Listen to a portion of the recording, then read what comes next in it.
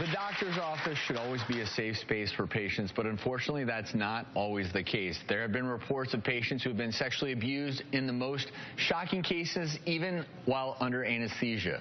Women's Health magazine recently released a special report regarding assault at the doctor's office, and joining us now is editor-in-chief of Women's Health magazine, Amy Keller Laird.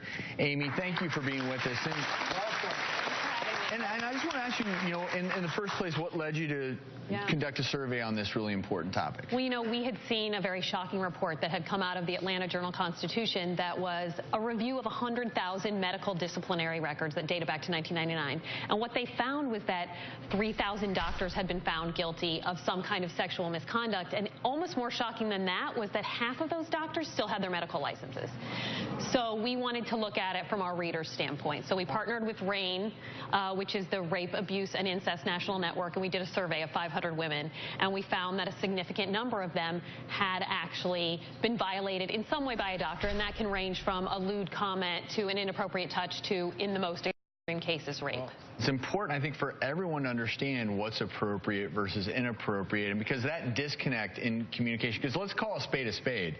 When you're at the doctor, you are at your most vulnerable, and the beauty is the great majority of doctors out there are doing everything in their power to make you feel comfortable. But let's talk about some of the findings in terms of red flags, quite frankly, because there's a right way and a wrong way to do things, and knowing the difference can be really important. Yes, say you're in a breast exam.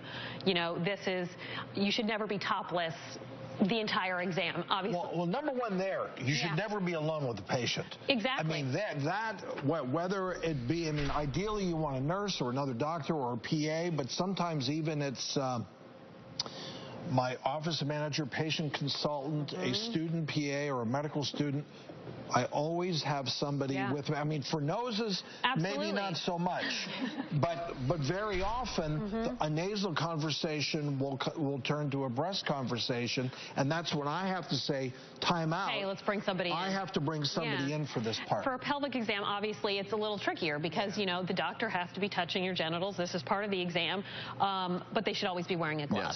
Yes. They might ask you about your sexual history or your sexual activity because they need to do medical screenings, but they shouldn't be getting into more personal, emotional things like what are your turn-ons.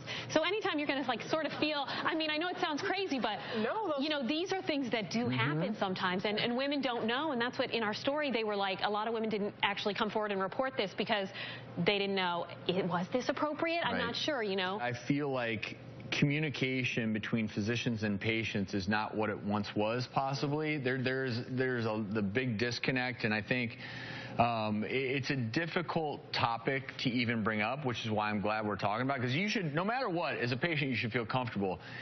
Really quickly, one other area I want to touch upon before we go is this concept of therapy sessions, because a lot of times when patients are at their most vulnerable, that's when theoretically a patient could also get taken advantage of. Absolutely. And in our study, we found that some of the most, this happens most often either in the doctors you see the most, so like general practitioners, or where you're most vulnerable, at the gynecologist or at the therapist.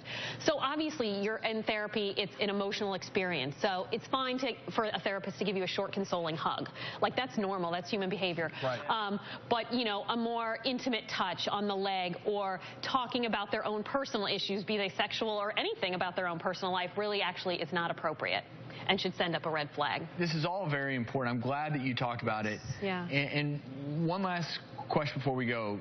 As you uncovered all this, is there one overarching tip that you could share as far as avoiding any situation where you may feel, if not abused, either under assault or just, quite frankly, uncomfortable? Yeah, I think one of the most important things we found, that if this does happen to you, you need to document what happened, and you need to write down the details. What date was it? What time was it? Who was the doctor? What exactly was said? And even if you don't decide to go forward, in the end, you've got it. And if you do decide to go forward, that is so critical. And I just want to say, going forward is not just going to address your situation, but it alerts other patients. So you're not just helping yourself, you're helping other people who, one, may have had a similar experience, or two, need to know if they're going to select that doctor. So you're doing a great service to lots of other patients or potential patients. And the other thing is, is you should also, mentioning anesthesia, you should never be put under anesthesia by a solo practitioner. You should never just be in a room somewhere all by yourself and, well, you're going to go to sleep now. That should never happen, not only from medical safety, but obviously from the